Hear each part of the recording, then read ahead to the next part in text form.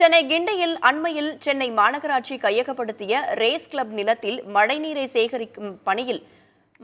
சேமிக்கும் வகையில் 4 புதிய குளங்களை வெட்டும் பணி தொடங்கப்பட்டுள்ளது.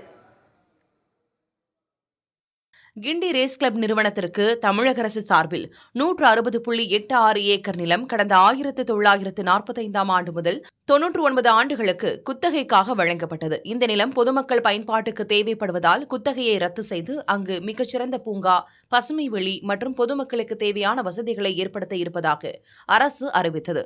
கிண்டி ரேஸ் கிளப்பில் இயங்கிய இடத்தை பசுமை பூங்காவாக மாற்ற அரசு முடிவெடுத்திருக்கும் நிலையில் நீர்நிலையுடன் கூடிய பூங்காவாக உருவாக்கினால் பெருமழை காலங்களில் அதிகளவு நீரை சேமித்து வெள்ள பாதிப்பை தடுக்க முடியும் என்று முடிவெடுக்கப்பட்டுள்ளது. இதன் அடிப்படையில் கிண்டி ரேஸ் கிளப்பில் மழை நீரை சேமிக்கும் வகையில் 4 புதிய குளங்களை வெட்டும் பணியை சென்னை மாநகராட்சி தொடங்கியுள்ளது. ஏற்கனவே அங்கு 3 குளங்கள் உள்ளன. அவற்றில் 30 மில்லியன் லிட்டர் வரை தண்ணீரை சேமிக்க முடியும். தற்போது வெட்டப்படும் குளங்கள் மூலமாக 100 மில்லியன் லிட்டர் வரை தண்ணீரை சேமிக்க முடியும் என மாநகராட்சி தரப்பில் கூறப்படுகிறது.